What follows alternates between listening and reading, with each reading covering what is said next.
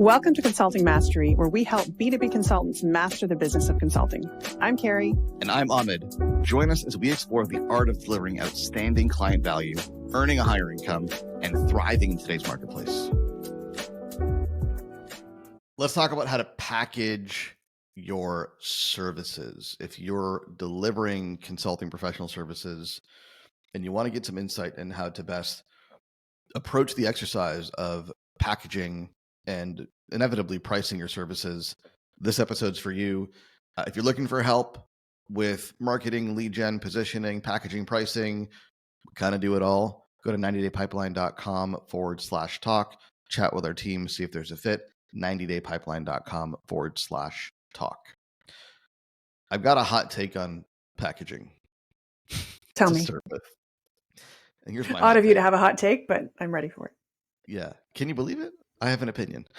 We get a lot of people that come to us and go, well, I need to package my services. I've been doing, a bunch of different things for different clients, and I need to streamline, or sometimes use the word productize. I need to productize or streamline or package my services. Whatever language they use, what they're looking for is essentially a more clear and streamlined service offering that has less variability. That's what they're looking for. Less variability. They don't want to do something completely bespoke every single time for a new client. They want something that's a little bit more packaged and has less variability. And so what they want to do, and sometimes they'll even go out and hire coaches to help just with this piece, is they want to go and they want to get the education on packaging. Like, how do I package, and what's the right structure, and how many deliverables, and they want to go and just go into their cave and do this exercise, right? And then come out with the perfect package. And of course, they come out with the perfect package and then have the problem of, you see where I'm going, Carrie? I'm starting to get the gist, yes. They come out of their cave with a package, but no ability to communicate it properly? Clients. Oh, well, of course, yes. No clients, right? Yeah.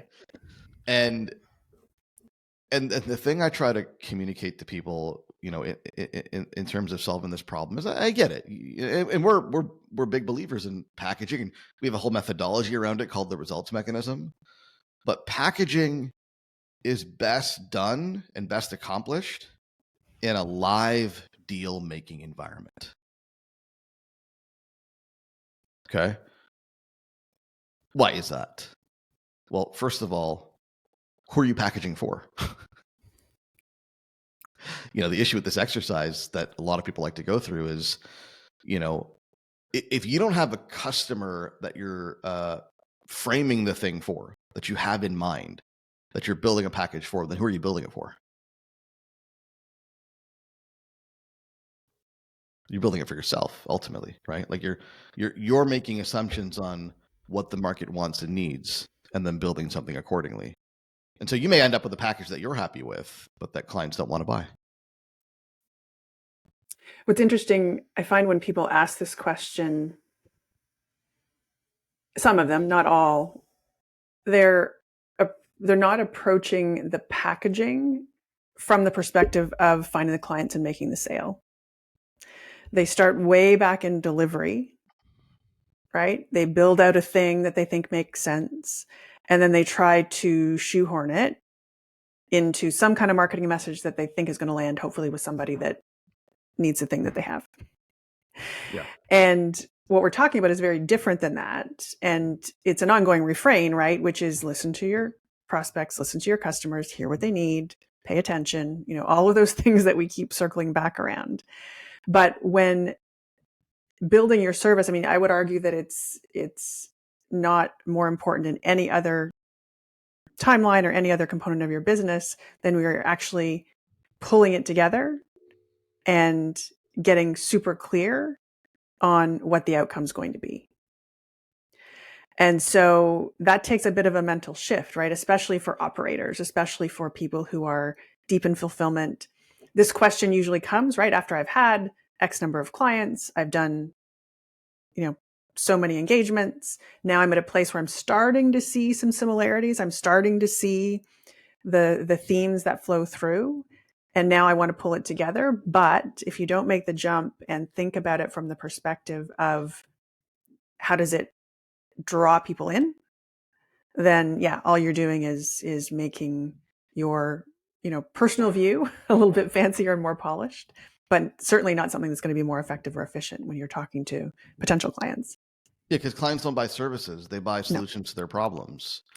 And so, I think there are other markets that are far more advanced in this thinking than the consulting professional services market.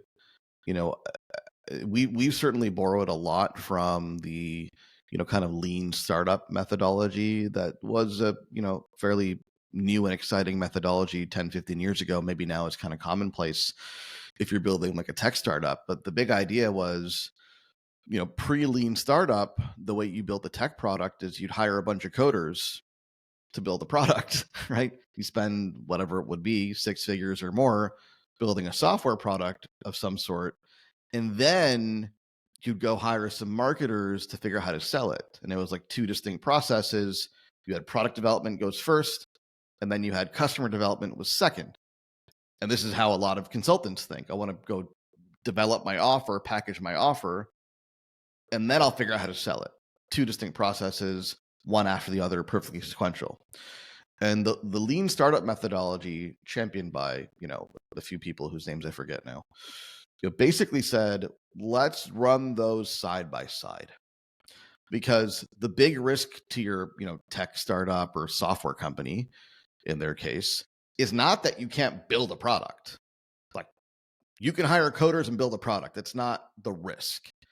The risk is that nobody wants what you built, right? So let's mitigate the most important risk up front and then build things as we get data from the market on what they want. We build what they want. So customer development and product development become two concurrent streams of work, not sequential streams. And I think this is certainly what we help our clients with, and this is our message to the marketplace, is if you're trying to build your consulting offer, regardless of how much experience you have. And I think some folks maybe think, I've done these many engagements, but if you're now going to package up an offer into something that's new, then it's new, right? And therefore think of it as new. And you want to now at the same time work on customer development as you do product development. And you may end up being very similar in terms of product development, but when you pair it with a customer development exercise and you're doing this in a live deal making environment, like you're packaging the service based on the inputs of an actual live customer who will pay you at the end.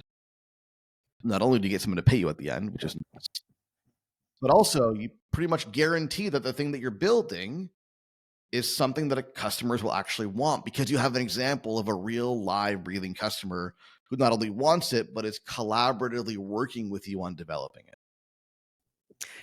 I want to talk about what it means to do this in a live deal making environment, because I can imagine that making a whole bunch of folks listening to this nervous, right? Like, are you suggesting that I build the product while I'm talking to somebody? And if I'm doing that on these sales calls, A, how is that even going to happen?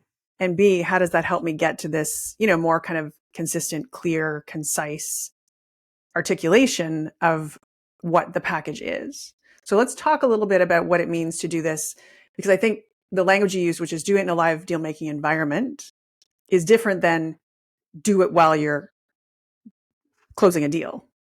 Yeah. There's some overlap, but it's not exactly the same thing. So our methodology that Anna Lasky leads, obviously, inside of our program is called customer listening.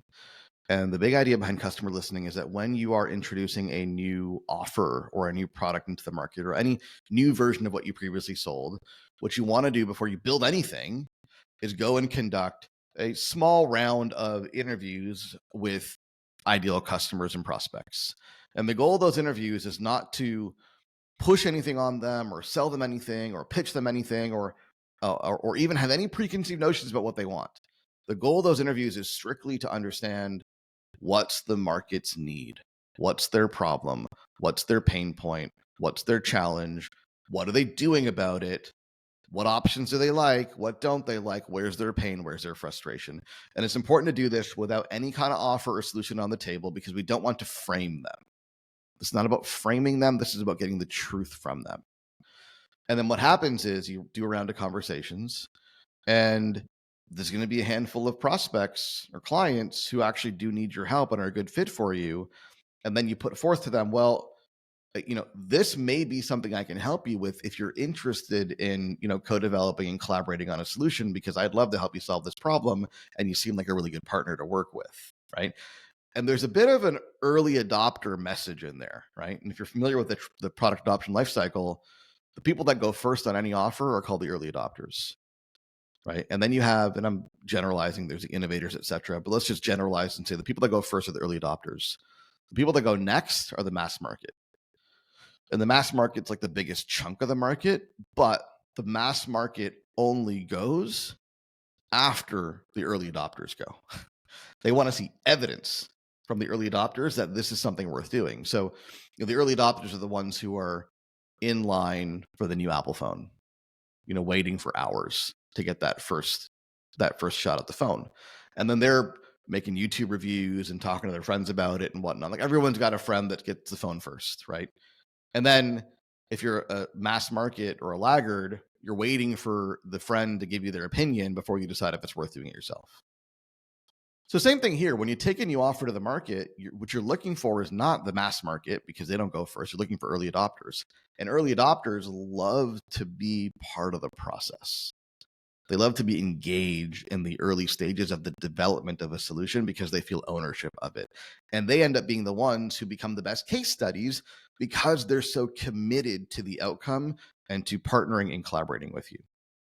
So bottom line, and the big idea I want folks to take away from this is, this doesn't need to be a big and complicated process. All I'm saying is, don't try to package your services or define your service offering in the absence of an interaction with a customer. Do this in a live deal-making environment.